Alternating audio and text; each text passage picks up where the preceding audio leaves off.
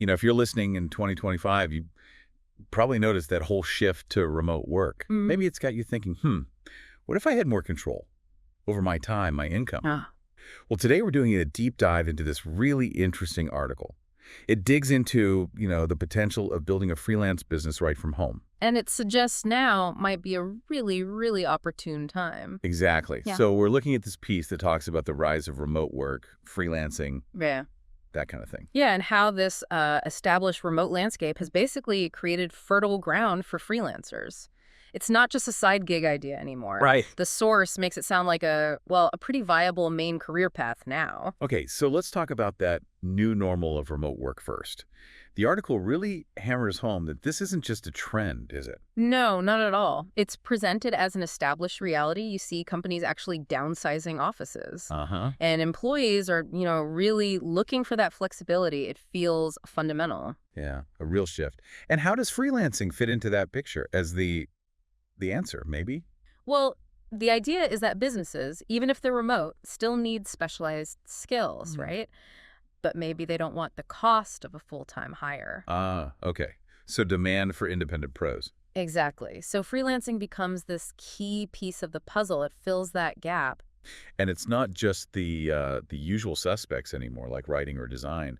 The article listed quite a range. Oh, definitely. The definition has really broadened out. I mean, the source specifically mentions things like content creators, social media managers, VAs. Virtual assistants. Yeah, virtual assistants, email marketing experts. Yeah. But also tech roles, web developers, video editors. Oh, interesting. Even AI prompt engineers. That was in there too. Basically, the point they make is if you can do it on a laptop, someone probably needs it done freelance. Okay, that's huge. Yeah. But what about getting started? The article made it sound, less scary than you might think. Like no degree needed, no big investment. That's a key point they make, yeah. You don't necessarily need a formal degree or a, perfect resume right off the bat. And not a pile of cash either. The idea is you can often learn these in-demand skills online, maybe relatively quickly. So it's more about the skill and the hustle to sell it. Pretty much. Skill and drive seem to be the main things, according to the source. Right. So, okay, someone's listening. They're interested. Yeah. Where do they actually find work? Does the article give pointers?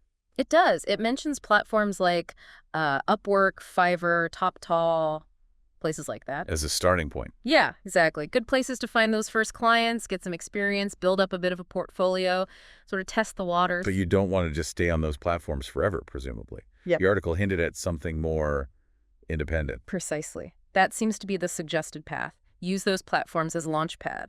Then work on building your own brand. Like a website? Social media? Could be. A portfolio site, maybe getting active on LinkedIn or even Instagram, depending on what you do.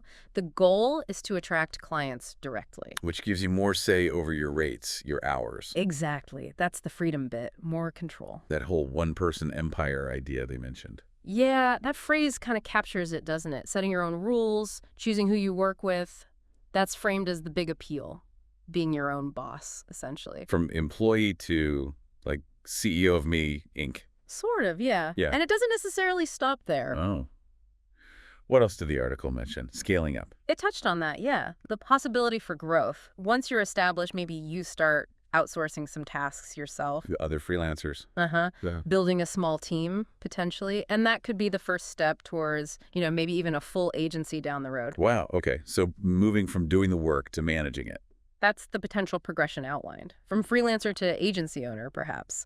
Okay, so let's try and wrap this up. The article kind of leaves the listener mulling over this question, right? Like, what if? This time next year. Yeah.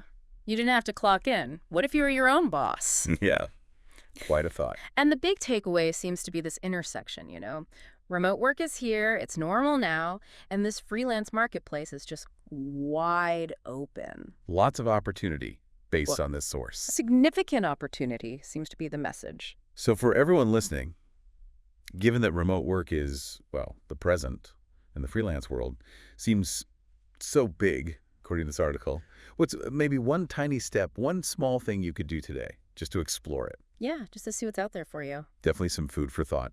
Thanks for diving in with us today.